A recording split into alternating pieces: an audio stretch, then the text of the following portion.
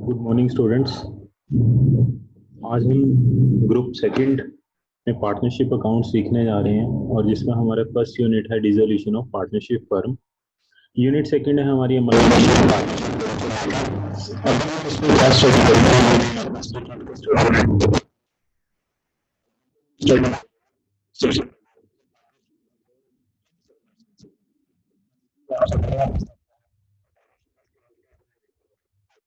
partnership is also dissolved by an agreement, but there are many circumstances under which partnership is dissolved। जो आपने learn करे हैं CPT में, CA foundation में, आपने लॉ के सब्जेक्ट में जब आपने पार्टनरशिप एक्ट रीड करा होगा तो वहां पर आपने इंडियन पार्टनरशिप एक्ट 1932 में रीड करा है सर्कमस्टांसेस जहां पर पार्टनरशिप को क्या करा जाता है, डिसॉल्व करा जाता है।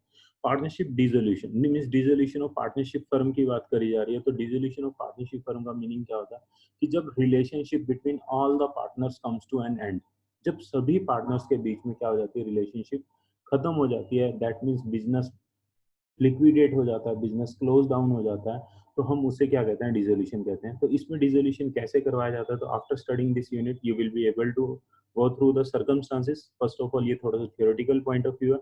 देन हम देखेंगे डिसोल्यूशन पर हम सारी एसेट्स और लाइबिलिटीज को कैसे डिस्चार्ज करते हैं। लर्न द अकाउंटिंग टेक्निक, यहाँ पर मैं आपको बहुत अच्छे से डिटेल से समझाऊंगा कि अकाउंटिंग टेक्निक क्या है। और how to settle partner claim in case अगर सरप्लस होता है तो पार्टनर्स क्लेम कैसे सेटल करा जाएगा। Money in case of deficit, अगर डेफिशिट होती है, आप सभी ने रीड करा है कि पार्टनर्स की जो लाइबिलिटी होती है वो अनलिमिटेड लाइबिलिटी होती है। इन केस अगर पार्टनरशिप फर्म में फंड्स कम रह जाते हैं आउटसाइड लाइबिलिटीज को देने के लिए, तो देन पार्टनर्स को क्या करना पड़ेगा, अपने घर से क्या करना पड़ेगा, पर्सनल एसेट्स में से जो फंड्स सरप्लस बचता है, means after paying their personal debts, जो उनके पास पर्सनल एसेट्स का सरप्लस है, उसे हम यूटिलाइज करेंगे पार्टनरशिप फर्म के ड्यूज देने के लिए। लास्ट डील करेंगे, ये आपके लिए नया टॉपिक है। आफ्टर प्लस टू आपने कभी मीन्स हमेशा ही डायरेक्ट आपने क्वेश्चंस करें, लेकिन ये पीस मिल डिस्ट्रीब्यूशन क्या होता है और डिस्ट्रीब्यूशन ऑफ कैश किसे कहते हैं, partners of amount realise from assets and net of liabilities. तो ये सारे टॉपिक्स हमने रीड करने। यूनिट वन और ओवरव्यू सर्कमस्टांसेस, यहाँ इन्होंने कहा कि अगर हमने पार्टनरशिप फर्म कॉन्स्टिट्यूट ही एक फिक्स टर्म के लिए करी थी और वो फिक्स टर्म क्या हो चुकी है, एक्सपायर्ड हो चुकी है, that means we found partnership for 5 years and 5 years क्या हो चुके हैं, पास हो चुके हैं, तो हम पार्टनरशिप फर्म को क्या कर देंगे, डिसॉल्व कर देंगे। Where the firm is constituted to carry out one और मोर एडवेंचर और undertaking then by completion there, means अगर हमने कोई पर्पस के लिए पार्टनरशिप बनाई थी और वो पर्पस अकम्प्लीट हो गया, जैसे हम 3 पार्टनर्स ने मिलकर क्या करा, एक बिल्डिंग बनाने का ठेका लिया, बिल्डिंग बनकर तैयार हो चुकी है और अब हम क्या कर रहे हैं, हम पार्टनरशिप डिसॉल्व कर रहे हैं। दैट मीन्स हमारी जो between relationship between all the partners comes to an end. ये आपको जो सर्कमस्टांसेस दे रखे हैं, by death of partner and by adjudication of an partner as an insolvent, ये 2 पॉइंट्स आपके जनरल पॉइंट्स हैं। मींस इसमें आप अपना स्पेसिफिक एग्रीमेंट कर सकते हो कि इन दोनों केसेस में हम पार्टनरशिप फर्म को कंटिन्यू करेंगे, मींस अनलेस अदरवाइज एग्रीड, नहीं तो ये क्या होगा, डेथ ऑफ पार्टनर्स के केस में और इंसॉल्वेंसी के केस में हमारी पार्टनरशिप फर्म क्या हो जाएगी, डिसॉल्व हो जाएगी। ये इन्होंने सर्कमस्टांसेस दिए। पीसमेल मेथड ये हमारा इस चैप्टर का लास्ट कंसेप्ट होगा, वहां पर हम सीखेंगे, नेक्स्ट क्लास में ही कवर्ड अप हो पाएगा। अभी आज हम सिर्फ मेनली 2 ही टॉपिक्स कवर्ड अप करेंगे कि डिसोल्यूशन ऑफ फर्म क्या होता है और हमारा यहाँ पर आएगा इंसॉल्वेंसी ऑफ पार्टनर्स में हम कैसे इसको सोल्व करते हैं। तो सबसे पहले देखो इंट्रोडक्शन आपको देगी, apart from readjustments of rights of partners in the share of profit by way of change in profit sharing ratio, admission or retirement, death of partner, another important aspect partnership account is how to close, means to mainly this chapter makes you learn how to close the books of accounts in case of dissolution। तो आप सभी ने देखा कि आप nominal accounts तो बहुत easily close करते हो, आपको पता है सभी नॉमिनल अकाउंट्स को क्या करना है, प्रॉफिट एंड लॉस में भेज देना और वो क्लोज हो जाते हैं। तो सिमिलर थिंकिंग आपने यहाँ पर देखनी है कि हमें क्या करना है, जो अकाउंट्स हमारे रह जाते थे, तो आपको अगर मैं यहीं पर ही क्लियर करूं कि how to close books of accounts में आप एक इमेजिनेशन कर सकते हो कि आपको क्या नॉमिनल अकाउंट्स को क्लोज करना है या रियल और पर्सनल को क्लोज करना है। और अगर रियल और पर्सनल को क्लोज करना है तो वो रियल और पर्सनल कहाँ पर पाए जाते हैं, तो वो आपके बैलेंस शीट में पाए जाते हैं। तो basically this chapter deals with how to close the balance sheet, means how to close the accounts जो बैलेंस शीट में रिफ्लेक्टेड हैं, जो बैलेंस शीट में शो हो रहे हैं, उसे कैसे क्लोज करना है, क्योंकि नॉमिनल तो आपने क्लोज कर कर प्रॉफिट एंड लॉस में डाले और प्रॉफिट एंड लॉस का जो अमाउंट था वो आपने कैपिटल अकाउंट्स में ट्रांसफर करा हुआ है। आप सभी ने देखा कि जो रिकॉन्स्टिट्यूशन ऑफ पार्टनरशिप है वो किस में होता है, जब हम राइट्स चेंज करते हैं। जैसे कि अगर हम partnership profit sharing ratio change करेंगे, हम रिकॉन्स्टिट्यूशन ऑफ पार्टनरशिप की बात करें, दैट मीन्स पूर्ण गठन होना पार्टनरशिप का।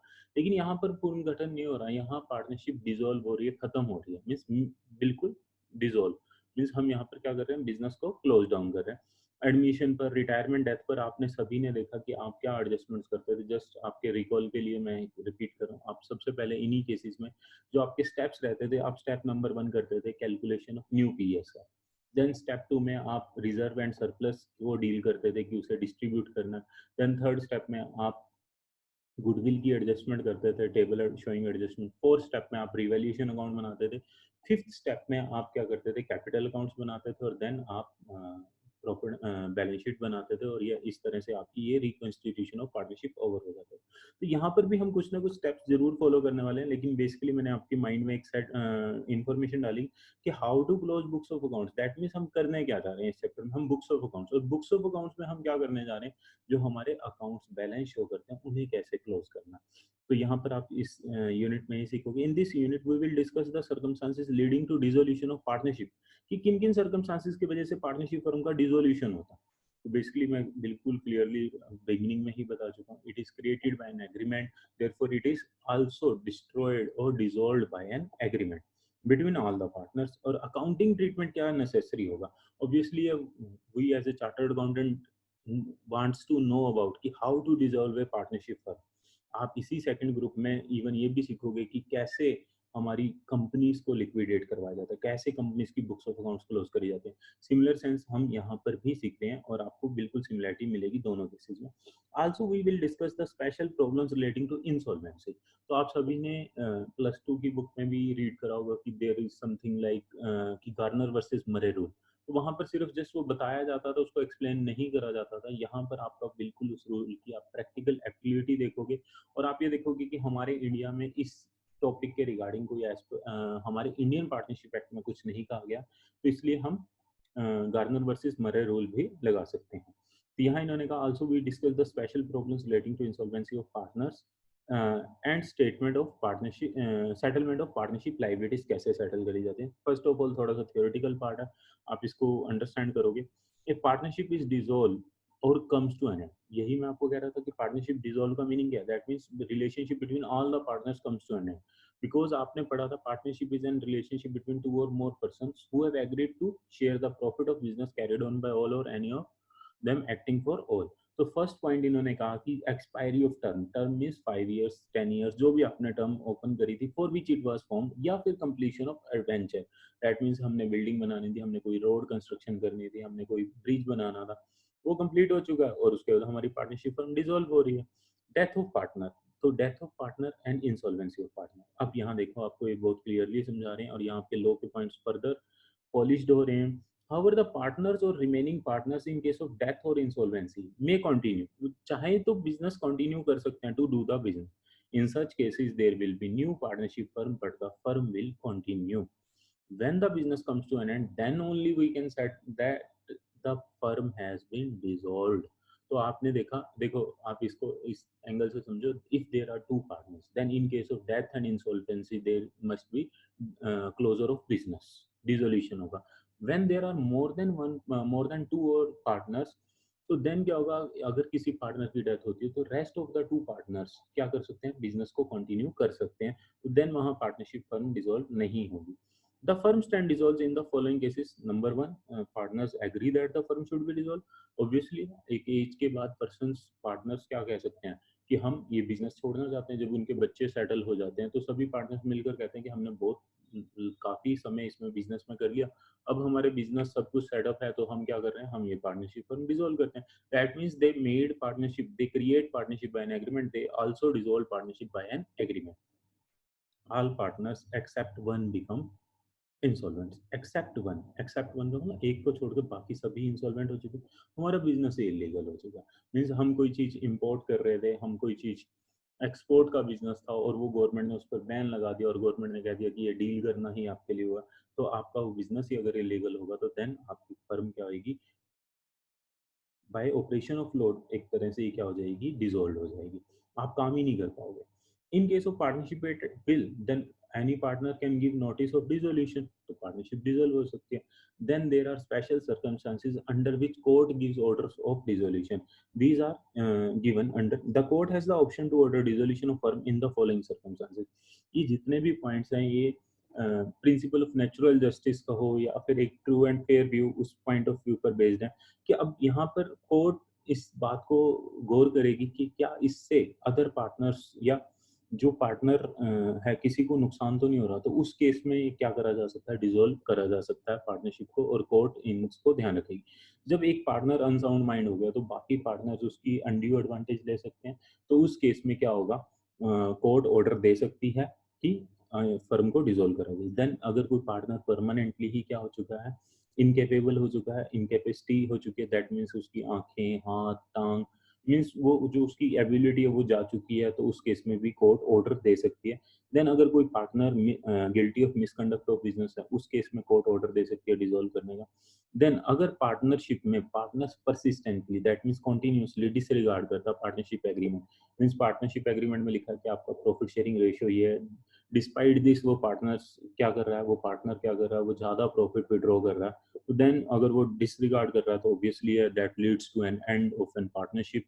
When it partner transfer his interest और share to a third party, तो उस केस में भी हम कोर्ट में अर्जी लगाकर डिसॉल्व करवा सकते हैं। Last case, business can not be carried on accept eight loss, means business अगर चलेगा तो लॉस होंगे ही होंगे, तो क्यों ना हम सभी एग्री करें या हम कोर्ट में एक अर्जी दें कि ये कॉन्टिन्यूस लॉसेस है, मीन्स हम यहाँ पर बिजनेस काफी टाइम से चलाने की कोशिश कर रहे हैं लेकिन इसमें लॉसेस ही इंकर हो रहे हैं, तो it's better to close it down.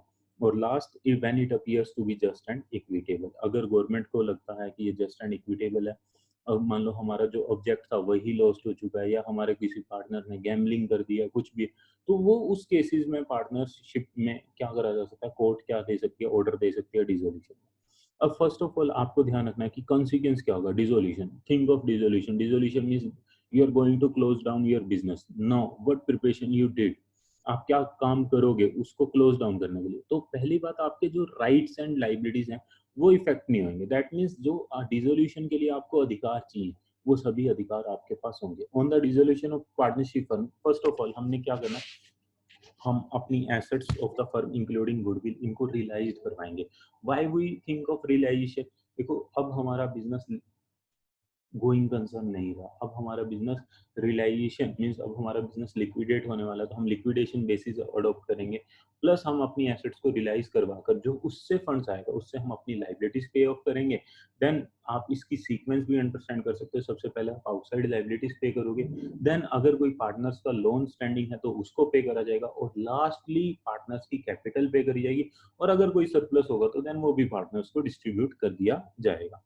On dissolution first step, यहाँ पर ये आपको समझा रहे हैं, the assets of the firm including goodwill आपको ये रियलाइज करवानी है। देन जो अमाउंट रियलाइज हुई है ऑब्वियसली आपको first towards repayment of liabilities to the outsiders, and then loan taken from partners afterwards, जो लोन टेकन फ्रॉम पार्टनर्स है उसको देना, आफ्टरवर्ड्स जो कैपिटल कंट्रीब्यूट करिए पार्टनर्स ने उसे रीपे करा जाएगा, और then if there is still surplus it is distributed among the partners in their profit sharing ratio.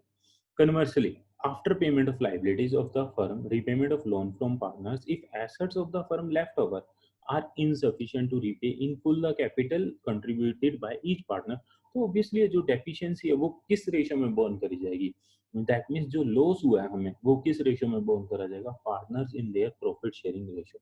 तो यहीं से आपको एक पॉइंट क्लियर हो रहा है कि जो लॉस होगा ऑन डिसोल्यूशन, जो लॉस होगा on dissolution that will be shared in profit sharing ratio by all the partners. और ये लॉस हम कैसे निकालेंगे, और इस लॉस को हम कहेंगे कि ये एक आपको पता है ये लॉस कब हो रहा है, रियलाइजेशन पर, मींस दैट मींस जब आप एसेट रियलाइज कर रहे हो वो एसेट्स कम रियलाइज हो रही हैं, तो उसकी वजह से जो लॉस हो रहा है वो लॉस आपको क्या करना है, पार्टनर्स पार्टनर्स क्या करेंगे उसे प्रॉफिट शेयरिंग रेशियो में डिस्ट्रीब्यूट करेंगे। दैट मीन्स लेट्स सपोज कि हमारी एक एसेट थी 1 लाख रुपीज की और उससे हमें सिर्फ क्या हुआ 60,000 रुपीज ही रियलाइज हुए, तो देन ये जो 40,000 रुपीज है ये क्या होगा, ये पार्टनर्स आपस में क्या करेंगे प्रॉफिट शेयरिंग रेशियो में इसको कवर अप करेंगे मीन्स बॉर्न करेंगे इसको, ठीक है। देन जो आपका डिसोल्यूशन से रिलेटेड सेक्शन है वो है इंडियन पार्टनरशिप एक्ट का आपका, according to the provision contained in section 48 upon dissolution of partnership the mutual rights of the partners unless otherwise agreed upon are settled in the following manner. आप इस A और B point को fixed means A और B point को आप practical follow होता हुआ देखते हो। आपने जब ये थ्योरी में रीड करा होगा, मे बी उस टाइम आपके ये पॉइंट्स क्लियर नहीं हुए होंगे, और अभी भी आपको मे बी ऐसा लग रहा है कि ये क्लास तो हमारी अकाउंट्स की है और हम इसमें लॉ सीख रहे हैं, लेकिन जो हमारा डिसोल्यूशन है वो लॉ पर ही बेस्ड है। तो आपको अगर लॉ पर क्लैरिटी होगी तो देन आप इजिली डिसोल्यूशन की एंट्रीज और सब कुछ अच्छे से समझ पाओगे। जस्ट ये एक कवर करने के बाद हम इसका प्रैक्टिकल पार्ट कवर अप करेंगे। तो सबसे पहले ये आपको कह रहा है कि according to section 48 upon dissolution आपके राइट्स और partners rights mutual rights of partners unless otherwise agreed upon are settled in the following manner. First of all, losses including deficiencies of capital are paid first out of profits, next out of capital, lastly if necessary by the partners individually in the proportion in which they are entitled to share profits.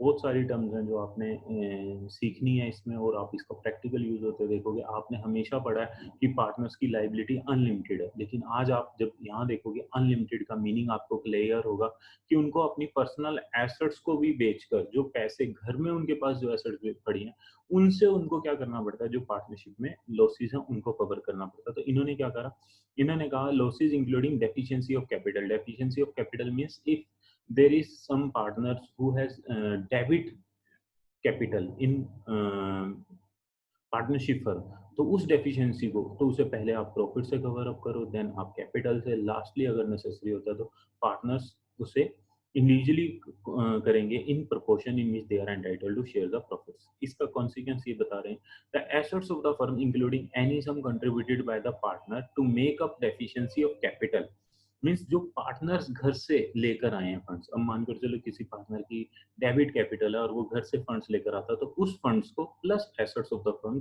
इनको हमने utilise कैसे करना है, यहाँ से आपको preference पता चल रही है। और ये आपका लो पूरे थ्रू आउट आपको प्रैक्टिकल क्वेश्चंस में हेल्प करेगा। Number 1, in paying the debts of the firm to the third party. तो ये जो थर्ड पार्टीज हैं इनके फंड्स देने में आपको किस सम को यूज करना है, एसेट ऑफ द फर्म्स को यूज करना, प्लस जो आपको सम कंट्रीब्यूट करा, किसने कंट्रीब्यूट करा, पार्टनर ने कंट्रीब्यूट करा। क्यों करा, क्योंकि उसकी डेफिशिएंसी, डेफिशिएंसी का मीनिंग यहाँ मैं आपको बता रहा हूँ, that deficiency means debit capital in the partnership firm debit capital. तो उसके लिए जो वो घर से फंड्स लेकर आया तो उसको हम पहले यूज करेंगे debts of the firm to third parties. जब हमने ये दे दिए देन हम हर पार्टनर को रेटिवली, रेटिवली का मतलब होता है प्रोपोर्शनेटली, हम उसे क्या देंगे, जो उसने फर्म को लोन दिया हुआ, जो उसकी कैपिटल से अलग है।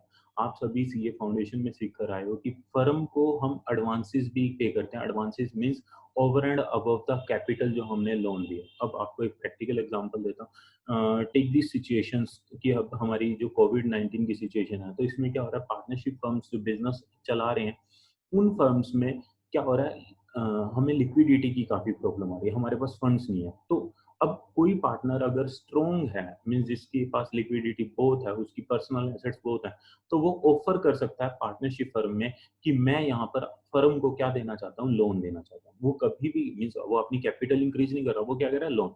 और आप पर्पस समझ पा रहे हो कि बिजनेस को फंड्स की जरूरत है, इमीडिएट फंड्स बैंक भी नहीं अलाउड कर रहे, बैंक भी हम एक सर्टेन डॉक्यूमेंटेशन लेते हैं, तो इसलिए बेटर ये है कि हम लोन किससे लें, हम लोन पार्टनर से ले सकते हैं। तो वो क्या है, वो over and above the capital है।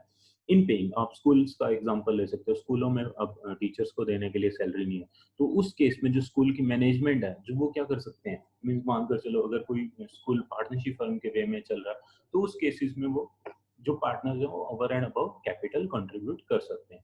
देन आया इन पेइंग। आपने सेकंड पॉइंट को अंडरस्टैंड करा कि हम सेकंड स्टेप पर जो पार्टनर्स की कैपिटल है और जो पार्टनर्स के एडवांसेस हैं इनको डिस्टिंग्विश कर रहे हैं। तो पहले हम किसे पे करेंगे, पार्टनर्स के एडवांसेस को। और यहाँ रेटिवली वर्ड इसलिए यूज करा गया है कि अगर मोर देन 2 पार्टनर्स हैं या 2 पार्टनर्स हैं, तो उन केसेस में हम क्या करेंगे, जो फंड्स हैं उसे हम प्रोपोर्शनेटली शेयर करेंगे किसमें, पार्टनर्स के बीच में।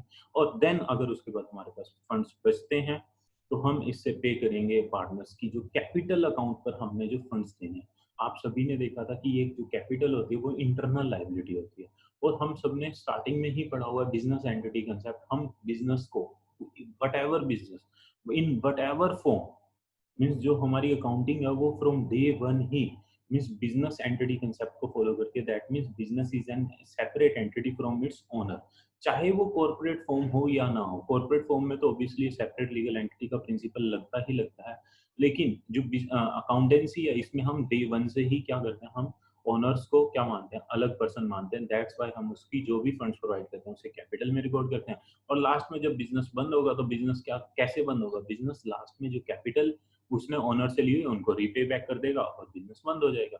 लेकिन इन केस अगर हमारे पास सरप्लस फंड्स बच जाते हैं तो हम उसे भी प्रोपोर्शनेटली क्या करेंगे, पार्टनर्स को डिस्ट्रीब्यूट कर देंगे। तो यहाँ आपने देखा कि हमने स्टेप्स कैसे फॉलो करने हैं। सबसे पहले हमें एसेट्स रियलाइज करनी है और एसेट रियलाइज होने के बाद हमें डेट्स पे करने हैं थर्ड पार्टीज के, देन पार्टनर्स का लोन पे करना है, देन पार्टनर्स की कैपिटल, और if there is still some surplus left तो हम उसे भी proportionately share partnership profit sharing ratio में पार्टनर्स को डिस्ट्रीब्यूट करना है। देन आया dissolution before the expiry of fix term, ये इंस्टीट्यूट ने थ्योरी दे रखी है। यहाँ पर क्या होता है कि पर हम एक न्यू पार्टनर को इंक्लूड करते हैं पार्टनरशिप फर्म में, और जो बैलेंस पार्टनर्स होते हैं, जो ओल्ड पार्टनर्स होते हैं, वो उनसे प्रीमियम चार्ज करते हैं। A partner who on admission pays premium to other partners with a stipulation means condition that the firm will not be dissolved before the expiry of certain terms, that means 4 years 5 years will be entitled। अगर आप उसको before fix term, that means आपने कहा था कि हम 5 साल तक बिजनेस नहीं क्लोज करेंगे, लेकिन आप उस क्लोज कर रहे हो और आपने उससे कोई एक्स्ट्रा मनी प्रीमियम चार्ज करा हुआ है, देन तो आपको उसका सुटेबल रिफंड देना पड़ेगा। दैट मींस प्रोपोर्शनेटली रिफंड भी देना पड़ सकता है और कंप्लीट रिफंड भी देना पड़ सकता है as per your terms and conditions. तो सुटेबल रिफंड की बात करी जा रही है, और सच पार्ट एज में भी जो आपको रीजनेबल लगता है, if the firm is dissolve before the term expire, let's suppose हमने 50,000 रुपीज उस पर्सन से एक्स्ट्रा चार्ज करे पार्टनर्स ने, और अब हम 2 इयर्स के बाद ही उसे क्या कर रहे हैं, डिसॉल्व कर रहे हैं, तो जो रीजनेबली है हमें क्या करना चाहिए, हमें 5 इयर्स का हमने एग्रीमेंट करा था, हम 2 इयर्स के बाद रिवॉक कर रहे हैं, तो ऑब्वियसली हमें 3 इयर्स के प्रोपोर्शनेटली 30,000 रुपीज उसे रिफंड करने। नो क्लेम, कोई क्लेम नहीं बनता, ये आपका थियोरेटिकल क्वेश्चन होता था कि कब कब, जब फर्म डिसॉल्व ही किसकी वजह से, डेथ ऑफ पार्टनर्स की वजह से, तो अदर पार्टनर्स का इसमें कोई रोल नहीं है। Then dissolution is mainly due to the, जो पार्टनर रिफंड क्लेम करा उसी के ही मिसकंडक्ट की वजह से, then he will not ask for refund of premium. और third case dissolution is presence of an agreement containing, जहां पर कोई भी मींस उन्होंने एग्रीमेंट करा था कि अगर हम बिफोर फिक्स टर्म में डिसॉल्व करेंगे then there is no means आपको कोई रिफंड नहीं मिलेगा अगर आप बनना चाहते हो। तो यहाँ क्या आ रहा है, third point, the dissolution is in presence of an agreement containing no provision for the return of premium और एनी पार्ट ऑफ इट। इस केस में कोई रिफंड नहीं दिया जाएगा। Amount to be repaid will be such as is reasonable having regard to the terms upon which admission was made and to the length। ये length की बात कर रहे हैं, ये मैं आपको एक्सप्लेन कर चुका हूँ। Length of the period agreed upon and that already expired, उसको बेस में ध्यान रखते हुए, दैट मीन्स हमने 5 इयर्स के लिए 50,000 रुपीज चार्ज करे थे, 2 इयर्स एक्सपायर्ड हो चुके हैं, 3 इयर्स अनएक्सपायर्ड है, तो हम क्या करेंगे, प्रोपोर्शनेटली 30,000 रुपीज रिफंड कर देंगे।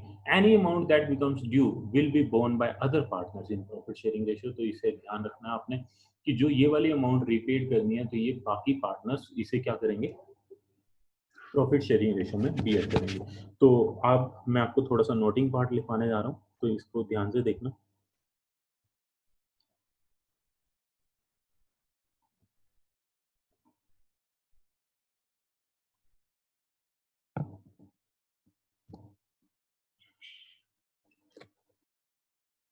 सबसे पहले हम इसमें कंसेप्ट्स लिखेंगे, हम कौन कौन से कंसेप्ट्स रीड करेंगे। पार्टनरशिप अकाउंट्स, ये हमारा है ग्रुप।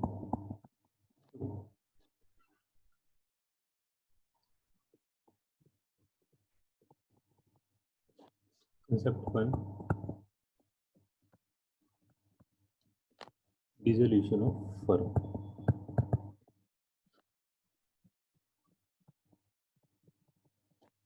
कंसेप्ट 2 हम इसी में सीखेंगे, अपडेशन ऑफ अकाउंट्स।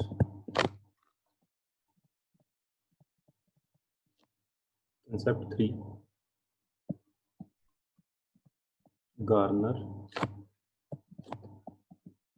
वर्सेस मर्रे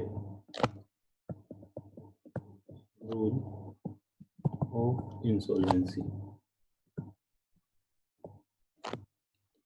और concept number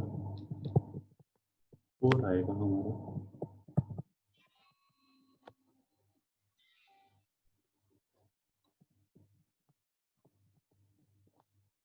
distribution of cash.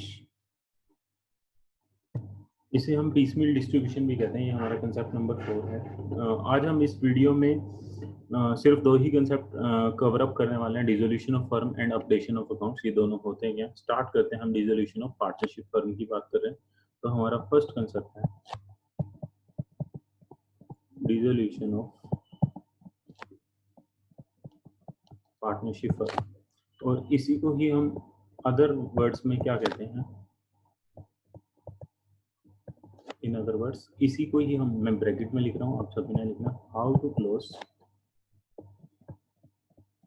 Books of accounts. और मैं आपको बता चुका हूँ बुक्स ऑफ अकाउंट्स का मीनिंग है how to close the books of firm. तो हम बुक्स कैसे क्लोज करें, तो इसको हम सीखते हैं। सबसे पहले आपको इसमें स्टेप 1 करना है, आपको सभी आइटम्स बैलेंस शीट को कहीं ना कहीं लेकर जाना है रिस्पेक्टिव अकाउंट्स पर। मैंने आपको बताया था क्लोज बुक्स ऑफ अकाउंट्स, तो आपने सभी ने सीखा हुआ है कि आप नॉमिनल अकाउंट्स को क्लोज कहाँ करते हो, आप नॉमिनल अकाउंट्स को प्रॉफिट एंड लॉस में क्लोज करते हो। That means there will be some transferring entry for closure of that accounts.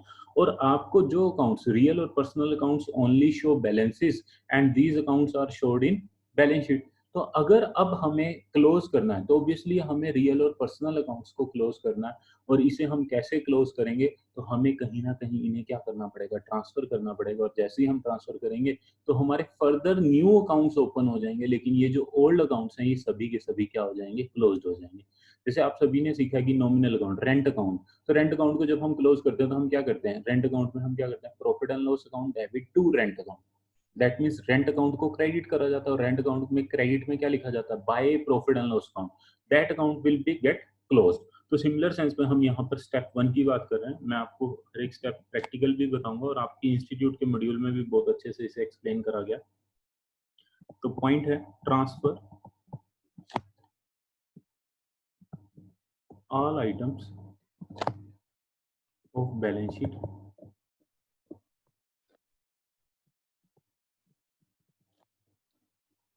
all items of balance sheet, that means assets and liabilities। और स्लैश डालकर मैं क्या लिखता हूँ, कैपिटल, इवन कैपिटल, इन सभी चीजों को एट बुक वैल्यू। आप ध्यान रखोगे, मैं इसे रेड पेन से लिख रहा हूँ, at book value means everything will get transferred at book value. That means the value which is shown in books of accounts to the, कहाँ भेजना है इसे, टू द रिस्पेक्टिव अकाउंट्स। तो इसे हमने सभी चीज़ों को रिस्पेक्टिव अकाउंट्स में भेजना है। और अब इसी में ही हमारे फर्दर स्टेप्स आएंगे, जिसमें हमारा पहला स्टेप है, हम partners capital, partners capital, partners current account,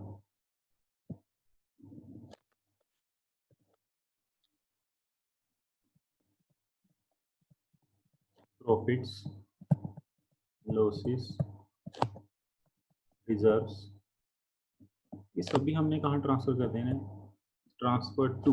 तो हम इन्हें सभी को ट्रांसफर करेंगे कहाँ पर, या आप एरो बनाओगे, हम इन्हें ट्रांसफर करेंगे पार्टनर्स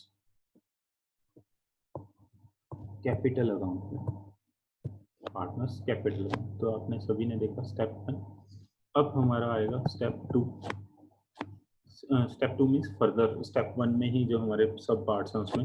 अब जो बैलेंस हमारा रिमेनिंग एसेट्स एंड लाइबिलिटीज, तो इससे पहले अगर मैं आपको बात करूं, जो हमारा कैश एंड जो बैंक होगा, ब्रैकेट में लिख रहे हैं इफ, ये थोड़ा सा कंसेप्ट आपको अभी रिटेन करना पड़ेगा, taken over by new company. तो ये सभी कहाँ चले जाएंगे, हमारा कैश अकाउंट में चले जाएंगे। तो अब जो बैलेंस हमारी all remaining assets, all remaining assets and liabilities, ये सभी आपकी ट्रांसफर कहाँ होंगी, ये सभी आपकी ट्रांसफर होंगी realisation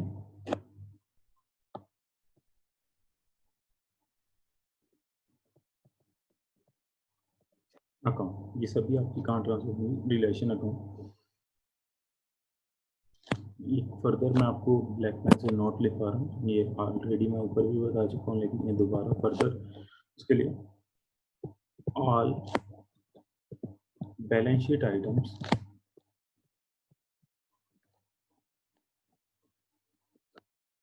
will be transferred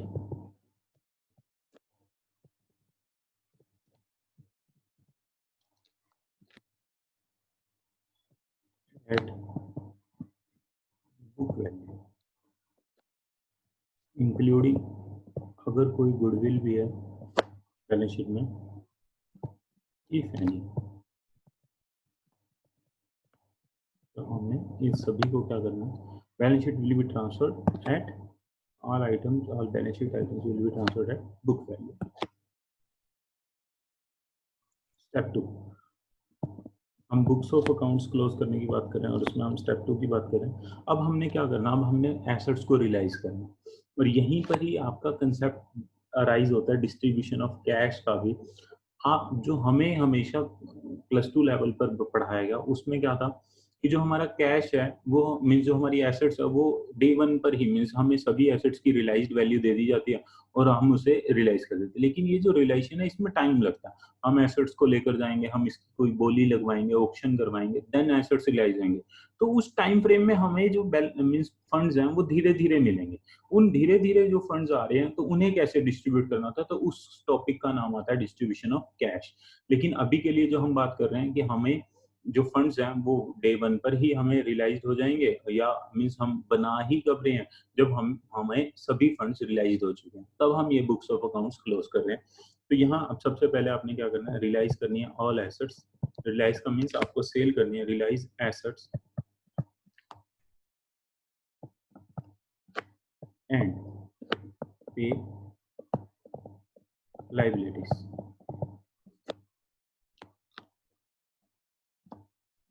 as given in question. जैसे क्वेश्चन ने आपको बताया उसी के अकॉर्डिंग ही आपको एसेट्स को रियलाइज करना और पे करनी है क्या, liabilities as given in question. और इसी के रिगार्डिंग मैं आपको एक फर्दर पॉइंट जो यहीं पर बताना चाहूंगा, मैं इसको लिखवा भी दूंगा कि अगर कोई एसेट के रिगार्डिंग उसकी रियलाइज्ड वैल्यू नहीं दी गई तो हम उसे नील मानेंगे, लेकिन अगर कोई लाइबिलिटीज के अगेंस्ट कोई पेमेंट नहीं लिखी हुई तो हम उसे फुल पे करेंगे। तो आपको इस बात का ध्यान रखना है कि मैं आपको लिखवा देता हूँ, यहीं पर ही हमारा एक नोट आ जाएगा, लाइबिलिटीज शुड बी सेटल्ड, ये करनी है आपको, should be settled even if question is silent, even if question is,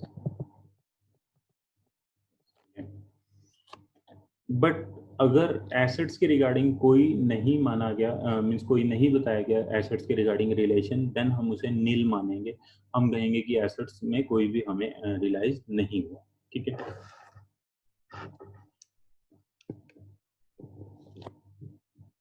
liability should be settled even if question is silent,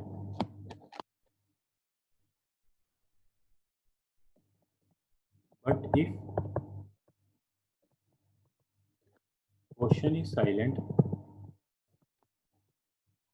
regarding realization of asset, then assume nil realization। और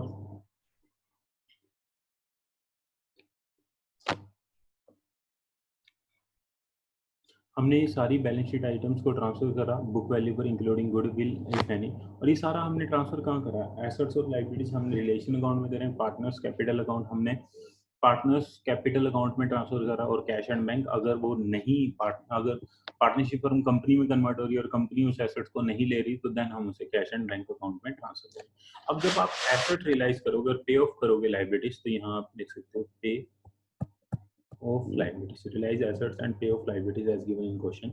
तो सबसे पहले मैं आपको एंट्री सिखा रहा हूँ, रियलाइजेशन ऑफ एसेट। अब एसेट जो रियलाइज हुई है, तो आप इसकी डबल एंट्री समझना और इसको क्लियर लेना। सबसे पहले जब आपने एसेट को कहाँ ट्रांसफर करा, आपने एसेट को ट्रांसफर करा रियलाइजेशन अकाउंट में, तो आपने एसेट को ट्रांसफर करा बुक वैल्यू पर। मीन्स अब थोड़ा सा प्रैक्टिकल यहीं से ही बताता हूँ। ये आपकी बैलेंस शीट थी, यहाँ पर आपकी प्लांट एंड मशीनरी शो हो रही थी। आपने बैलेंस शीट को क्लोज करना है, मीन्स आपने बुक्स ऑफ अकाउंट्स को अगर क्लोज करना है, बुक्स ऑफ पार्टनरशिप को क्लोज करना, तो आपने इसको क्लोज करना है। तो यहाँ से आपको क्या करना है, प्लांट एंड मशीनरी को लेकर जाना है। तो लेकर जाओगे तो प्लांट एंड मशीनरी क्या होगी, क्रेडिट होगी। आपने एंट्री क्या पास करी, realisation account debit to plant and machinery. तो अब आप एक देख सकते हो कि आपकी जो प्लांट एंड मशीनरी का अकाउंट था, यहाँ पर आपने टू बैलेंस ब्रॉट डाउन दिखा रखा था 10 लाख रुपीस का। अब आपने उसको क्या करा, बाय रिलेशन कर ट्रांसफर कर रिलेशन अकाउंट में 10 लाख रुपीस, और इस अकाउंट को क्या कर दिया, क्लोज कर दिया। दैट मीन्स अब आपकी बैलेंस शीट क्लोज हो चुकी है। लेकिन आप कहोगे कि सर एक नया अकाउंट भी तो ओपन हो चुका है। मैंने कहा बिल्कुल हो चुका है। कौन सा अकाउंट, रिलेशन अकाउंट। और वहां पर क्या आ चुका है, वहां पर आ चुका है आपका टू प्लांट एंड मशीनरी, कितने रुपीस का, 10 लाख रुपीस का। क्लियर। अभी हम पॉइंट किसकी बात कर रहे हैं, रिलेशन ऑफ एसेट्स की। आप ये जो मैंने अभी ये एक्सप्लेन करा है ग्रीन से जो मैं कर रहा हूँ, आप इसे सभी को रहने दे सकते हो, आप इसे रिकॉर्ड करने की जरूरत नहीं है। आप सिंपल इसकी एंट्री को अंडरस्टैंड करो। ये मैं रेड पेन से कर रहा हूँ, यही आपको अंडरस्टैंड करनी है। तो जब आप एसेट रियलाइज करोगे, दैट मीन्स अब एसेट अपनी क्या खो चुकी है, आप एसेट अपनी पहचान खो चुकी है। एसेट की जगह कौन सा नया अकाउंट अवतरित हो चुका है, रिलेशन अकाउंट। तो अब हम जो भी बेचेंगे तो वो कहाँ से जाएगा, सिमिलर सेंस में ना, अगर आप रिकॉल कर सको तो आप सभी ने एसेट डिस्पोजेबल अकाउंट भी पढ़ा हुआ है, तो वो भी इसी कंसेप्ट के अकॉर्डिंग ही है, रिलेटेड है, सिमिलर है। तो अब हम जब एसेट को रियलाइज करेंगे, तो दैट मीन्स अब हम प्लांट एंड मशीनरी को रियलाइज कर रहे हैं, लेकिन वो जा कहाँ चुकी है, उसकी शेप बदल चुकी है। अब वो किसकी वो ले चुकी है, वो रिलेशन की। तो अब हम एसेट को रीसेल करेंगे, तो ये एंट्री आपको, एसेट को जब हम सेल करेंगे तो हम एंट्री पास करेंगे बैंक अकाउंट डेबिट टू। अब हम प्लांट एंड मशीनरी नहीं करेंगे, क्यों, क्योंकि प्लांट एंड मशीनरी तो ऑलरेडी अकाउंट क्लोज हो चुका है और ये एंट्री से क्लोज हो चुका है। तो अब हम क्या करेंगे, टू रिलेशन अकाउंट। अब ऐसा भी हो सकता है कि कोई एसेट पार्टनर्स को पसंद आए और पार्टनर उसे क्या करना चाहे, अपने पास रिटेन करना चाहे, बीइंग एसेट सोल्ड। तो अगर पार्टनर उस एसेट को रिटेन करना चाहेगा, अगर पार्टनर उस एसेट को ले लेगा, तो हम क्या करेंगे, इसी एंट्री में ही हम सब्स्टिट्यूट कर देंगे partners capital account,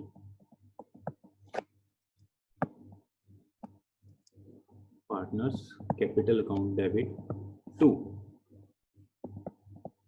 realisation account. ठीक है। अब आपने देखा, और ऐसा भी हो सकता है कि ये एसेट जो है हमने ट्रांसफर कर दिया किसको, न्यू कंपनी को, तो हम न्यू कंपनी को डेटर बना देंगे। तो new company account debit to realisation account. तो आपके रिलेशन ऑफ एसेट में आपकी ये तीन एंट्रीज आ सकती हैं, आपको इसको ध्यान रखना है।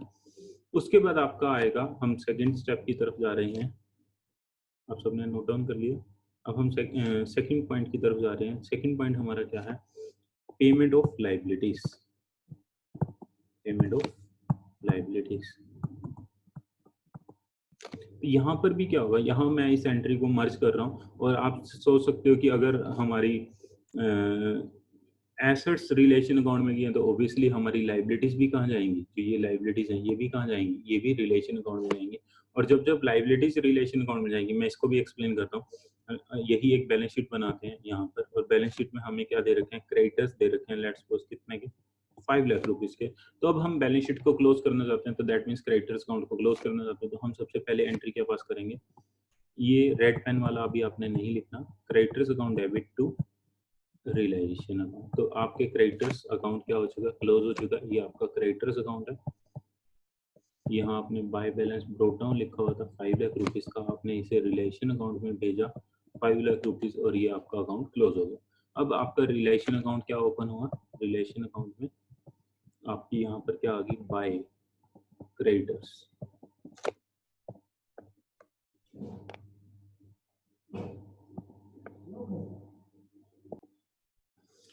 हम रिलेशन की बात कर रहे थे, तो हमने क्रेडिटर्स को रिलेशन अकाउंट में भेज दिया, कितने rupees, 5 lakh rupees.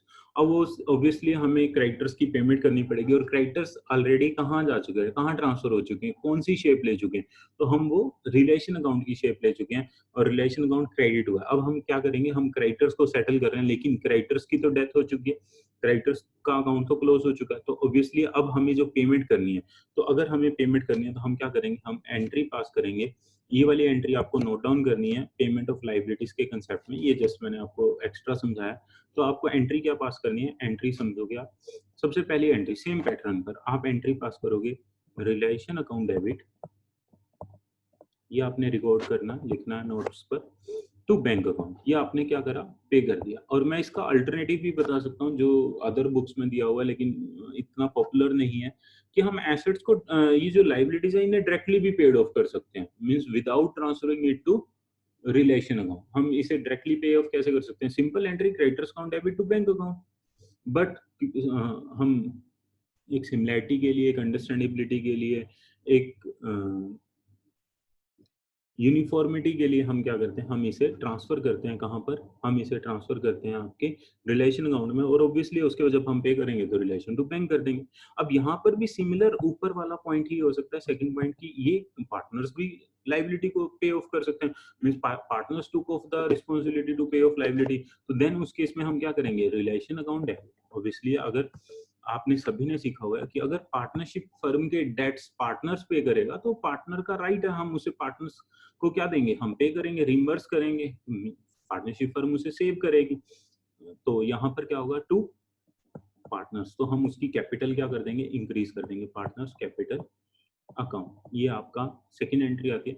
Third case ऐसा भी हो सकता है कि इसकी जो लाइबिलिटी है, it is taken over by a new company, ये एक नया कंसेप्ट है, हम इसे थर्ड एंट्री को आप अभी होल्ड पर डाल सकते हो, मैं यहाँ स्टार मार्क कर देता हूँ। इसे हम प्रैक्टिकली क्वेश्चन में अप्लाई होता है देखेंगे कि कैसे अपना कंपनीज के केस में क्या होता है। तो यहाँ हम एंट्री पास करेंगे, realisation account debit to new company, that means हमने कंपनी को क्रेडिटर बना दिया और हमने अपने क्रेडिटर्स इन्हें दे दिए। और अब यहीं पर ही मैं आपको थोड़े से नोट्स लिखवा देता हूँ।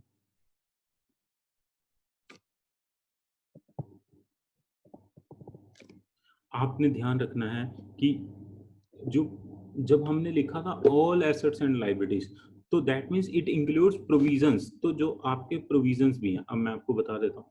जैसे आपने ये बैलेंस शीट बना रखी है, तो यहाँ पर आपने डेटर्स लिखा हुआ है और लेस करा हुआ है प्रोविजन। लेट्स सपोज डेटर्स हैं हमारे 10,100 के, आपका प्रोविजन है 100 का और 10,000। तो आपने क्या करना है, आपने दोनों चीजों को ही ट्रांसफर करना है, कहाँ पर, रिलेशन अकाउंट में। और दोनों कैसे ट्रांसफर होंगे, तो रिलेशन अकाउंट में एंट्री आएगी टू डेटर्स, तो डेटर्स हम कितने ट्रांसफर करेंगे, 10,100, और यहाँ क्या लिखेंगे, by provision for doubtful debts, कितना, 100। तो आपने ये दोनों ही ट्रांसफर करने हैं। Provisions are as good as liability, हम इसे इक्विवेलेंट टू लाइबिलिटी भी मानते हैं। और आपने, जब मैंने आपको कहा कि पूरी बैलेंस शीट खाली करनी है, तो ऑब्वियसली प्रोविजंस भी कहीं ना कहीं जाएंगे। तो आपके जो प्रोविजंस है वो ट्रांसफर होंगे कहाँ पर, बुक वैल्यू पर, कौन से अकाउंट में, रिलेशन अकाउंट में। बट जो नोट है वो नोट क्या कहता है, तो मैं लिख पाता हूँ, provision on assets are transferred to realisation account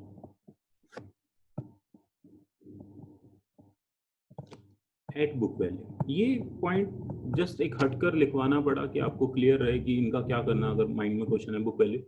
लेकिन पॉइंट क्रक्स क्या है यहाँ पर, provisions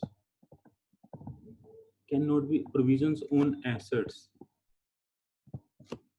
can not be settled. That means इनकी कोई रीपेमेंट या पेमेंट नहीं करनी, जैसे हम लाइबिलिटीज की पेमेंट करते हैं, तो ऐसे एज सच हम प्रोविजंस की पेमेंट नहीं करेंगे, तो हम कोई एंट्री नहीं पास करेंगे, जस्ट हमने इनको प्रोविजंस को क्या करना है, ट्रांसफर करना है। जैसे आपने यहाँ पर इसको ट्रांसफर कर दिया। ऐसी अगर आपकी जीएलपी ज्वाइंट लाइफ पॉलिसी है तो उसने आपको यहाँ आपने यहाँ कर दिया, और जो उसके लिए आपने प्रोविजन बनाया हुआ है जीएलपी रिजर्व वो आपने यहाँ पर ट्रांसफर कर देना, ठीक है। तो ये आपको मैंने यहाँ पर बताया। अब जो मेन पॉइंट्स आ रहे हैं आपको उसको ध्यान रखना। सबसे इम्पोर्टेंट पॉइंट, आप इस नोट को ध्यान रखोगे। सपोज अगर इसमें ये कहा जाता है कि there is some unrecorded asset और unrecorded liability is found on the date of dissolution, तो if we can found unrecorded asset, so then it will be gain to us, और if we found unrecorded liability then it will be a loss to us। तो हम ये gain और loss कहाँ transfer करेंगे, हम realisation account में transfer करेंगे। तो मैं आपको बता देता हूँ, assets and liabilities which are not recorded can also be required। assets and liabilities which are not recorded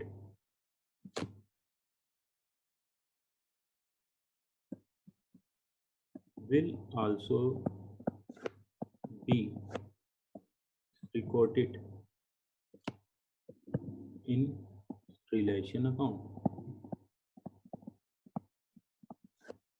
और यहाँ पर मैं आपको लिख रहा हूँ same entries as in step 2। जो स्टेप 2 में आपने रिलेशन की एंट्रीज पास करी है, सेम एंट्रीज आपने इसके लिए पास करनी है। और देन नेक्स्ट नोट आ रहा है हमारा जो और सुपर डुपर इम्पोर्टेंट है, अगर अब कोई लाइबिलिटीज और assets means liability can be settled against assets. Let's suppose कि क्रेडिटर्स कह रहे हैं कि हम डेटर्स को ले लेते हैं, क्रेडिटर्स कह रहे हैं हम फर्नीचर ले लेते हैं और हमारे फंड्स आपने रीपे कर दिए। दैट मीन्स अगर हम उनके फंड्स को मीन्स उनकी जो लाइबिलिटी है उनको हम कैसे सेटल ऑफ कर रहे हैं, हम उन्हें सेटल ऑफ कर रहे हैं इन नॉन कैश कंसीडरेशन। तो उस केस में कैसे आपको करना और क्या होगा, और अभी के लिए मैं क्रक्स लिखवा रहा हूँ लेकिन इसको प्रैक्टिकल भी कर बताऊंगा। If any liability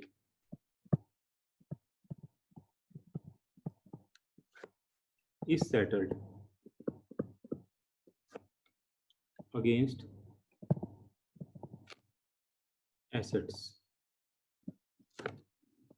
then no entry। अब आपको होगा कि सर नो एंट्री, तो नो एंट्री का मीनिंग क्या है उसको आप समझो और मैं आपको बताता हूँ इस केस में मैंने आपको क्यों ये कहा कि नो एंट्री। इसका एग्जांपल लेते हैं, मैं यहीं पर ही आपको समझाता हूँ। आप एग्जांपल लिख सकते हो, let's suppose creditors settled with debtors. That means हमारे 10,000 रुपीज के क्रेडिटर्स थे, हमने 10,000 रुपीज के ही हमारे डेटर्स थे, हमने उनको सेटल कर दिया। हमने राम से पैसे लेने थे, शाम को देने थे, हमने राम और शाम को क्या करा, आपस में मिलवाया, और शाम ने क्या कहा कि राम मैं आपके पैसे दे दूंगा, और हम बीच में से निकल गए। तो यहाँ क्या आया, Ram settled with creditors settled with debtors means Ram settled with Shyam. तो इस केस में आप सबसे पहले देखो आपकी बैलेंस शीट में यहाँ क्रेडिटर्स आ रहे हैं 10,000 रुपीज के, और यहाँ डेटर्स आ रहे हैं कितने रुपीज के, 10,000 रुपीज के। फर्स्ट एंड फॉरमोस्ट मैं अगर आपको समझाऊं कि किसी भी चीज को अगर हम सीखना चाहते हैं तो हमें इसकी कोई इमेज बनानी चाहिए, तो हमें विजुअलाइजेशन करना चाहिए। और आपके आगे विजुअलाइजेशन है, क्रेडिटर्स भी 10,000 के, डेटर्स भी 10,000 रुपीज के हैं। अब मुझे क्या करना है, ऑब्वियसली मुझे अपने स्टेप्स फॉलो करने। स्टेप 1 ने मुझे कहा था कि इन्हें रिलेशन अकाउंट में भेज दो, तो रिलेशन अकाउंट में भेजूंगा तो एंट्री पास करूंगा realisation account debit to debtors, और यहाँ एंट्री क्या पास करूंगा, यहाँ एंट्री पास करूंगा creditors account debit to relation.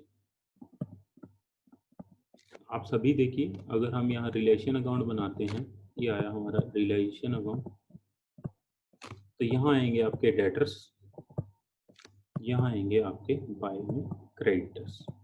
Clear. अब आप इसे रियलाइज करवाते हो, अगर आप इसे रियलाइज करवाते तो आपकी एंट्री क्या होती है, अगर आप डेटर्स से आपको 10,000 रुपीज मिलते तो आप एंट्री पास करते bank account debit to realisation, कितने रुपीज, 10,000 रुपीज आपको बैंक। और अगर आप क्रेडिटर्स की पेमेंट करते तो आप एंट्री क्या पास करते, आप एंट्री पास करते realisation account debit to bank account, कितने रुपीज, 10,000 रुपीज। अब आपने क्या करा, आपने रिलेशन करवाया नहीं, आपने बैंक तो वो करा नहीं, आपने क्या करा, डेटर्स और क्रेडिटर्स को क्या कर दिया, आमने सामने कर दिया। तो इस केस में अब मैं अगर आपको बताऊं, अगर ऐसी एंट्री हो realisation account debit to realisation account, क्योंकि आप ये देखो कि यहाँ से ये बैंक और ये बैंक कैंसिल हो जाएगा, इन दोनों को मर्ज करेंगे तो यही एंट्री तो निकल कर जनरेट होगी। और इस एंट्री का मीनिंग क्या है? No entry. Same account will be debited with the same amount and same account will be credited with the same amount. That means we do not have to create generalize an entry. So then in दोनों cases में हम कोई भी entry पास नहीं करेंगे। दोनों cases में debtors और क्रेडिटर्स जब हमारे सेटल्ड हो रहे हैं तो then there is no need of passing of an entry. तो यहाँ पर मैं आपको एक्सप्लेन कर चुका हूँ और आपने सभी ने देखा कि स्टेप 2 तक हो गया। अब स्टेप 3 क्या होगा? ऑब्वियसली है, ये जो रिलेशन हमने करा है स्टेप 3, ये जो हमने रिलेशन करा, तो ये रिलेशन क्या विदाउट एक्सपेंसेस हुआ होगा? हमने एसेट्स की बोली लगवाई, हमने किसी सेलिंग एजेंट को पकड़ा, उसने हमारी एसेट सोल्ड आउट करी, तो then he will charge some brokerage और कमीशन एक्सेट्रा, ये चीजें चार्ज करेगा। तो ये सारे एक्सपेंसेस कहाँ चार्ज होंगे? ये सारे एक्सपेंसेस कहाँ चार्ज होंगे? तो देखा जाए जो हम ये रिलेशन अकाउंट बना रहे हैं, इसकी नेचर क्या है? ये इसकी नेचर एक तरह से प्रॉफिट एंड लॉस टाइप की नेचर है। मींस ये हमें क्या बताएगा? Profit and loss adjustment type की नेचर है, मींस नॉमिनल नेचर है। तो यहीं पर ही तो हमारे प्रॉफिट और लॉसेस निकलने हैं। और तो अगर ये जो हमारा रिलेशन एक्सपेंस है, obviously it is a loss to firm, तो देन ये हमारा कहाँ चार्ज होएगा? ये हमारा चार्ज होएगा आपका रिलेशन अकाउंट में। तो हमने कोई भी अगर एक्सपेंसेस पे करना है, अब हम उस एक्सपेंस का अकाउंट ओपन नहीं करने वाले, हम क्या करेंगे? हम सिंपल यहाँ बात आएगी payment of realisation expenses.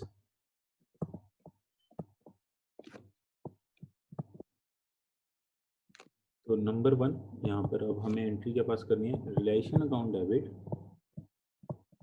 it is a loss to firm, that means we are charging it to relation account to bank account. If it is being paid by partner, then entry will be relation account debit to partners capital account. Step 3 आपने relation भी कर दिया। और then अब अगर ये step 4 जो है ये only applies in case of, अगर आपने अपने पार्टनरशिप फर्म को सोल्ड आउट करा, किसको? कंपनी को, वो हमारा नेक्स्ट चैप्टर था तो वहां हम उसको डील करेंगे, लेकिन यही मैं आपको नोट्स लिखा रहा हूँ, कोई ऐसा बिगर नोट्स नहीं है। अगर हमने अपने बिजनेस को सोल्ड आउट कर दिया था, किसको? कंपनी को, तो उस केस में अब हम कंपनी से क्या करेंगे? हम उससे कंसिडरेशन रियलाइज करवाएंगे जो हमने एसेट्स एंड लायबिलिटीज उसको दिए, जो नेट एसेट्स हमने उसको दिए। तो यहाँ स्टेप 4 है realise consideration for from realize consideration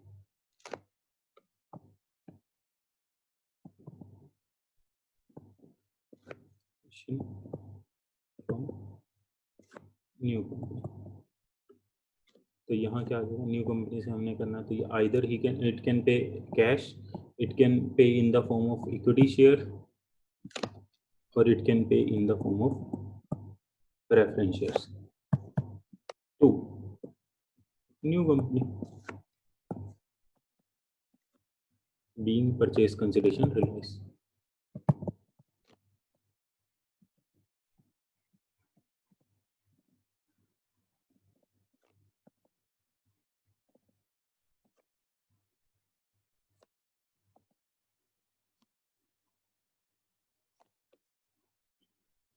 यहाँ पर हम एक नोट लिख रहे हैं, ये आपको ध्यान रखना है और ये आपको क्वेश्चन में प्रैक्टिकल होता हुआ मिलेगा। इक्विटी शेयर्स और preference shares will be distributed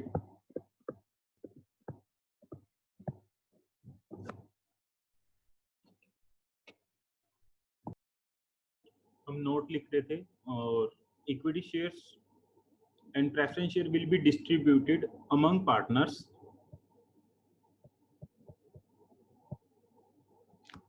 in specified ratio।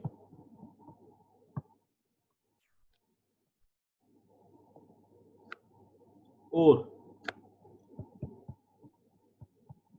Profit sharing ratio, अगर कुछ नहीं कह रखा तो प्रॉफिट शेयरिंग रेशियो, अगर कह रखा है तो स्पेसिफाइड रेशियो। अब स्टेप 5 क्या होगा आपका? स्टेप 5 होगा, अब यहाँ पर देखो कि आपने जो फर्दर अकाउंट्स ओपन करे, that means realisation account, cash account, partners capital account, अब आपने उनको क्या करना है? क्लोज करना। और इसी को ही हम कहेंगे how to close books of accounts में हमारा लास्ट स्टेप क्लोज अकाउंट्स। सबसे पहले अब आप कहोगे कि सर जो रिलेशन अकाउंट ओपन हुआ उसमें क्या होगा? उसमें जो भी प्रॉफिट एंड लॉस आएगा, अब प्रॉफिट एंड लॉस कैसे आएगा, अगर क्रेडिट साइड बिगर है तो प्रॉफिट आएगा, डेबिट साइड बिगर है तो लॉस आएगा। तो रिलेशन अकाउंट में जो भी प्रॉफिट या लॉस होगा उसे हम ट्रांसफर करेंगे टू पार्टनर्स कैपिटल अकाउंट। किस रेशियो में ट्रांसफर करेंगे, प्रॉफिट शेयरिंग रेशियो में, जो उनका profit sharing ratio. Partners capital account close down कैसे होगा बताओ। ऑब्वियसली जब हम उनकी पेमेंट कर देंगे तो partners capital account accordingly close हो जाएगा। तो इसे क्लोज करने के लिए हमें क्या करना है, जो इनके बैलेंसेस हैं उसे हम कैश अकाउंट में ट्रांसफर कर देंगे। और थर्ड स्टेप देखो मैं क्या लिखने वाला हूँ, कैश अकाउंट ऑटोमेटिकली, और यही आपकी क्या होएगी, की होएगी कि अगर आपका कैश अकाउंट ऑटोमेटिकली टैली हो गया तो देन आपका क्वेश्चन बिल्कुल ठीक है, आंसर बिल्कुल ठीक है। अब ध्यान से समझना जो ये नोट है, कई बार क्या होता है कि हमने एक पार्टनर को कमिटमेंट करी होती है कि जब भी हम रिटायर आप मींस डिसोल्यूशन होगा तो हम आपको इतनी कैपिटल रिफंड करेंगे। तो उस केस में अब देखो मैं नोट क्या लिख पा रहा हूँ, इफ एनी पार्टनर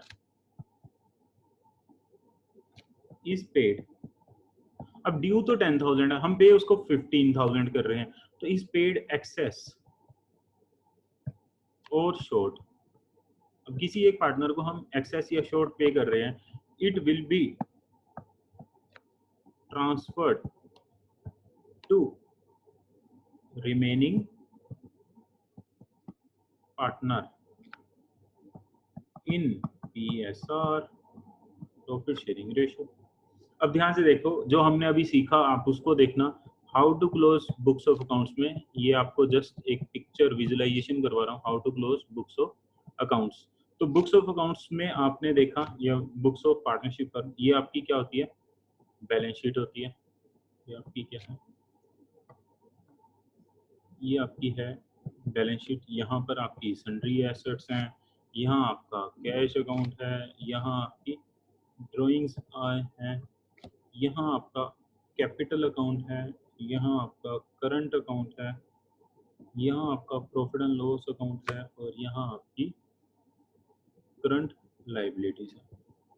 तो आपने क्या करा, करंट लाइबिलिटीज और सन्ड्री एसेट्स इन सबको क्या करा, इन सबको हमने क्या करा, इन सबको हमने रिलेशन अकाउंट में ट्रांसफर करा। तो रिलेशन अकाउंट में कर देंगे हम ट्रांसफर।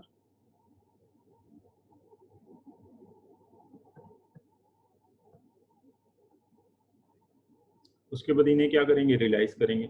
जो कैश अकाउंट है अगर वो नहीं करा तो ये क्या हो जाएगा, ये कैश अकाउंट आ गया आपका। और जो आपका ड्रॉइंग्स है और ये जो है, ये दोनों, इन दोनों को हमने क्या करना है, इन दोनों को हमने क्या करना है, पार्टनर्स कैपिटल अकाउंट। सबसे पहले हम इसे क्लोज करेंगे, फिर हम इसे क्लोज करेंगे, पहला स्टेप, दूसरा स्टेप, और तीसरे स्टेप में कैश अकाउंट ऑटोमेटिकली क्या हो जाएगा, टैली हो जाएगा। तो ये आपका था क्लोजर वाला पार्ट। और अब यहाँ पर मैं आपको एक क्वेश्चन करवा रहा हूँ और उसको देखो आप सभी, पहले उस क्वेश्चन को रीड करते हैं और उसको समझते हैं, और इन्हीं स्टेप्स को एक बार हम, चलो पहले हम एक बार एक क्वेश्चन कर रहे हैं और फिर मैं आपको, देखो आपके सामने क्वेश्चन है, Ram Rahim and Antony, Ram, Rahim and Anthony were in partnership profit sharing ratio, sharing profit and losses in the ratio of 1/2, 1/3, 1/6. That means 3 to 1. ये partners हैं 3 to 1 के, और they decided to dissolve the firm on 31st March 1998 when the balance sheet, और उसी दिन की आपको balance sheet दे रखी है। और how to close means what do you mean by dissolution of partnership, or how to close books of firm, तो that means books of closure of books of firm means closure of balance sheet। तो balance sheet में आपको इन्होंने asset side आपको goodwill दी, मैंने आपको special note लिखवाया कि इवन इफ गुडविल भी अपीयर करती है आपकी asset side, that will also get transfer to the realisation account. तो आपने सबसे पहले इन सभी एसेट्स को क्या करना है, रिलेशन अकाउंट में ट्रांसफर कर देना है।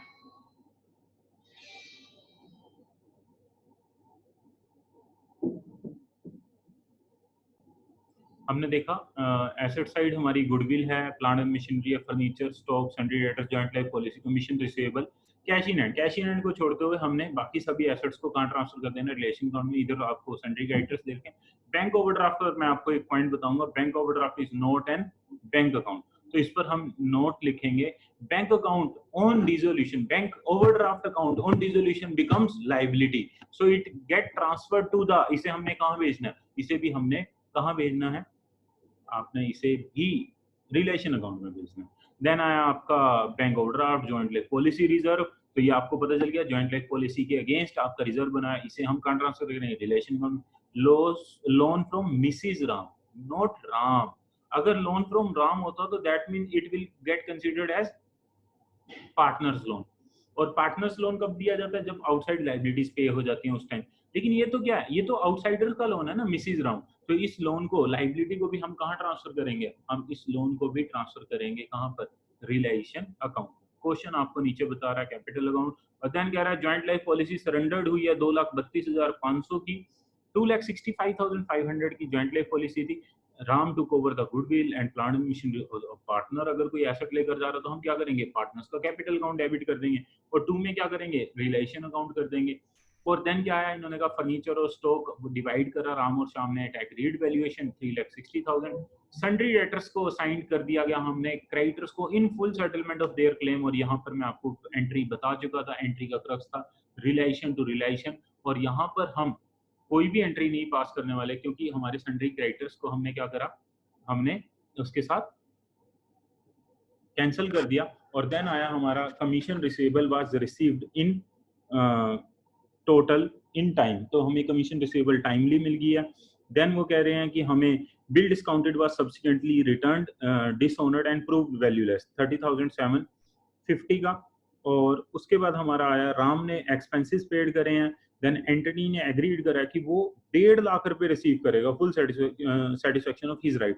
अब आप खुद सोचो, जब आप उसे 1.5 लाख रुपए पे करोगे तो पहले तो हम यही चेक करेंगे कि उसका बैलेंस कितना, अगर उसका बैलेंस कम बनता है और हम उसे एक्सेस पे कर रहे हैं, लेट्स सपोज उसकी बैलेंस तो बनता है 1,30,000, हम उसे पे कर रहे हैं 1,50,000, तो ये 20,000 कौन बोन करेगा, जो बैलेंस पार्टनर्स हैं वो बोन करेंगे।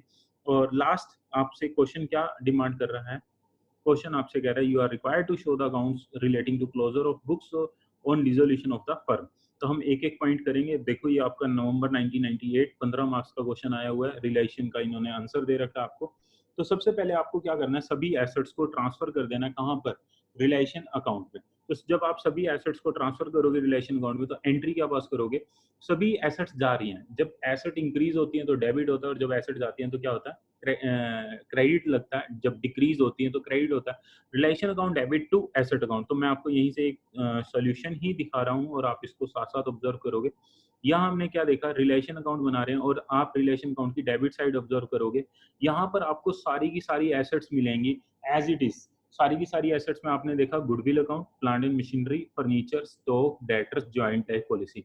आपने कुछ नहीं करा, आपने क्या करा, सभी एंट्रीज, सभी एसेट्स को एक्सक्लूडिंग कैश इन हैंड, इन सभी को आपने क्या करा, आपने ट्रांसफर कर दिया कहाँ पर, आपने एंट्री पास करी, realisation account debit to asset, assets count करते हैं 1 2 3 4 5 6 7, ये जो 7 एसेट्स हैं 7 की 7 आपने कहाँ ट्रांसफर कर देनी है, रिलेशन अकाउंट में ट्रांसफर कर देनी है।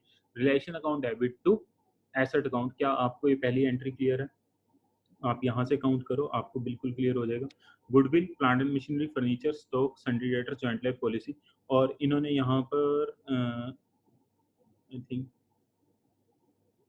ये कमीशन रिसीवेबल इन्होंने यहाँ पर ट्रांसफर नहीं करा, उसको कैश में रिसीव कर लिया होगा। आल्दो हम कमीशन रिसीवेबल को भी यहीं पर ही क्या कर लेंगे, रिसीव कर लेंगे, और ये हमारा यहाँ पर टैली होगा। मैं आपको इसको कर कर ही दिखाता हूँ इसी क्वेश्चन को, और देखो आप एक बार, आप सभी इसका एक बार ऑब्जर्व करो। मैं आपको क्वेश्चन ही दिखा रहा हूँ।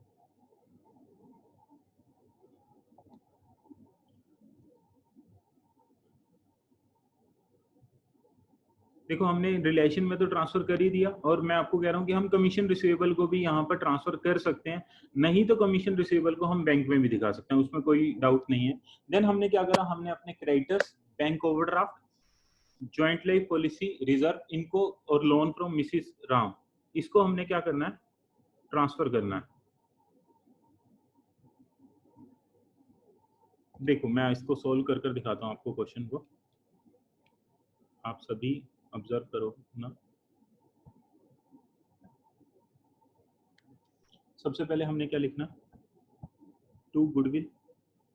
हम ये सभी चीजें क्वेश्चंस में से ही देखकर लिख रहे हैं। टू प्लांट एंड मशीनरी, ये सभी एसेट्स जा रही हैं कहाँ पर, टू फर्नीचर, टू स्टोव,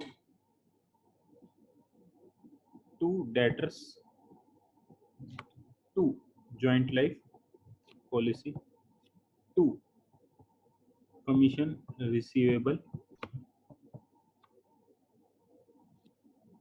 और यहाँ हमारा आएगा by sundry creditors, by bank overdraft,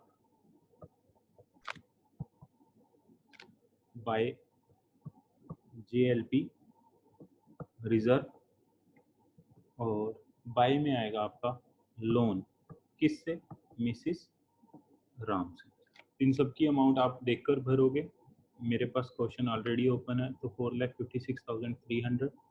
then plant and machinery है 6,07,500, फर्नीचर है 64,650, देन स्टॉक है 236,700, 5,34,000, 2,65,500 और 140,550। अब हमने क्या करना है, एक एक कर कर पेमेंट करनी है, और हम क्या करेंगे, हम इनकी रियलाइजेशन करेंगे। तो आप सभी को क्वेश्चन में दे रखा है, आपने पढ़ा भी था कि आपकी JLP कितने में रियलाइज हुई, 2,32,500, ये 5,67,000 है। बैंक ओवरड्राफ्ट है हमारा 6,06,450 का, ये है हमारा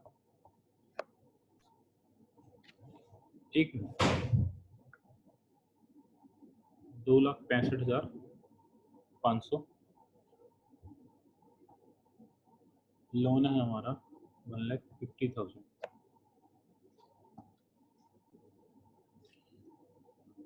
ये क्लास मुझे अभी बीच में ही रोकनी पड़ रही है। इस क्वेश्चन को मैं आपको नेक्स्ट क्लास में रिकॉर्ड कर दूंगा। इतने मैंने जो आपको टॉपिक समझाया मैं उसको कवर अप कर देता हूँ, ताकि जो हमने अभी कंसेप्ट सीखे हैं वो सारे हमारे कवर अप हो जाएं। तो यहाँ देखो आपने क्या क्या देखा है उसको हम समझते हैं। देखो यहाँ आपने कॉन्सिक्वेंस ऑफ पार्टनरशिप ये वाला सीख लिया था। डिसोल्यूशन ये आपका स्टडी मैट है, पेज नंबर आप ओपन करोगे 2.4, और अब यहाँ dissolution before expiry of fix term भी मैंने आपको समझा दिया था। देन आया था क्लोजिंग ऑफ पार्टनरशिप बुक्स, ये स्टेप बाय स्टेप मैं आपको यहाँ से समझा रहा हूँ। क्वेश्चन जो हमने अभी राम रहीम एंड एंटनी वाला क्वेश्चन करा है, इसे हम नेक्स्ट क्लास में कवर अप करेंगे, तो थोड़ा सा स्पीडली इनको देखो। इन्होंने कहा we illustrate now required general entries, जो आपको बुक्स अकाउंट्स क्लोज करना है। तो आपको बुक्स क्लोज करने का मीनिंग क्या, सिर्फ बैलेंस शीट को क्लोज करना। इन्होंने कहा फास्ट एंड क्विक दो पार्टनर्स हैं, 3:2 दे रखा है, plant machinery patent stock sundry debtors provision for doubtful debts cash. तो कैश को कैश अकाउंट में ट्रांसफर करना है, और जनरल रिजर्व और कैपिटल अकाउंट्स को कैपिटल अकाउंट में। फास्ट पार्टनर्स का लोन अकाउंट है, इसे हम अलग रखेंगे, और सन्ड्री क्रेडिटर्स को हम रिलेशन अकाउंट में ट्रांसफर करेंगे, और एसेट्स को रिलेशन अकाउंट में। इन्होंने एसेट्स की रियलाइज्ड वैल्यू भी बता दी कि गुडविल इतने की बिकी, plant and machinery, stock, sundry creditors total. Sundry creditors को ने हमें डिस्काउंट दिया और एक्सपेंसेस हमारे 3,500। तो सबसे पहले हमने क्या करना है, रिलेशन अकाउंट ओपन करना, दैट मीन सारी एसेट्स को ट्रांसफर कर देना। देखो आपके आगे ही ये क्या कर रहे हैं, सभी एसेट्स को ट्रांसफर कर रहे हैं। और देन आपने क्या करना है, आपने सभी लाइबिलिटीज को इंक्लूडिंग जो आपका प्रोविजन फॉर डाउटफुल डेट्स है, इसे भी रिलेशन अकाउंट में ट्रांसफर कर देना। तो जब आप इन दोनों को ट्रांसफर करोगे तो उसके बाद क्या होगा, आपने इनकी रिलेशन करवानी है, और आपने जो एसेट्स बेची हैं उनकी रिलेशन करवाओगे। तो एसेट्स कितने की सेल्ड आउट हुई है, 85,500 की। तो आपने एंट्री पास करी, cash account debit to realisation account. अगर पार्टनर कोई एसेट ले जाएगा तो हम पार्टनर्स का कैपिटल अकाउंट डेबिट कर देंगे, ठीक है। और यहाँ पर इन्होंने क्या लिखा, पार्टनर्स ने पेटेंट्स लिए हैं तो हमने उसका डेबिट कर दिया, और हमने रिलेशन के एक्सपेंस करे तो realisation account debit to cash account. Then हमने क्या करा, क्रेडिटर्स को पेमेंट कर दी, realisation account debit to cash account. Means अब आपकी सारी चीजें एंट्रीज रिलेशन के अकॉर्डिंग होंगी। अगर लाइबिलिटी पार्टनर टेकन ओवर कर गया तो हम क्या करेंगे, पार्टनर्स का कैपिटल अकाउंट एग्रीड कर देंगे। At this stage realisation account हमें क्या बताएगा, प्रॉफिट और लॉस। मैंने आपको बताया था अगर डेबिट साइड ज्यादा होगी तो लॉस होगा, क्रेडिट साइड ज्यादा होगी तो प्रॉफिट होगा। प्रॉफिट को हम ट्रांसफर करेंगे कैपिटल अकाउंट में, और उसके बाद हमारा आया पार्टनर्स लोन, उसे हम अलग से पे करेंगे फास्ट लोन अकाउंट, और सभी रिजर्व्स को हमने पार्टनर्स कैपिटल अकाउंट में ट्रांसफर कर देना। लास्ट में हमारे ये कैपिटल अकाउंट्स क्लोज हो जाएंगे, और इन्हें हम पेमेंट कर देंगे। ये देखो, ये मैंने आपको सभी को लेजर अकाउंट्स क्लोज करते हुए दिखाया आपको सभी अकाउंट्स की। उसके बाद आपने देखा ये लेजर अकाउंट्स आपके ओपन क्लोज हो गए। ये रिलेशन अकाउंट में आपको लॉस आया 1,000 रुपये का, हमने उसको ट्रांसफर कर दिया। और देन इसके बाद आपका ये क्लास अभी हमारी ओवर हो सकती है आधे सेकंड में। तो cash account, fast capital account, quick capital account और आपकी ये सारी इस वे में आपका अकाउंट क्लोज हो जाएगा। तो आप एक बार इस वीडियो तक आप अपने इलस्ट्रेशन 1 तक भी ट्राई कर सकते हो स्टडी मैट में जो आपको दी गई है, और ये सारे के सारे पॉइंट्स आपके उसके अंदर कवर अप हो जाएँगे यहाँ पर, ठीक है? ये सारे अभी आपने इसमें से देखने हैं पेज नंबर 2.12 तक। नेक्स्ट क्लास में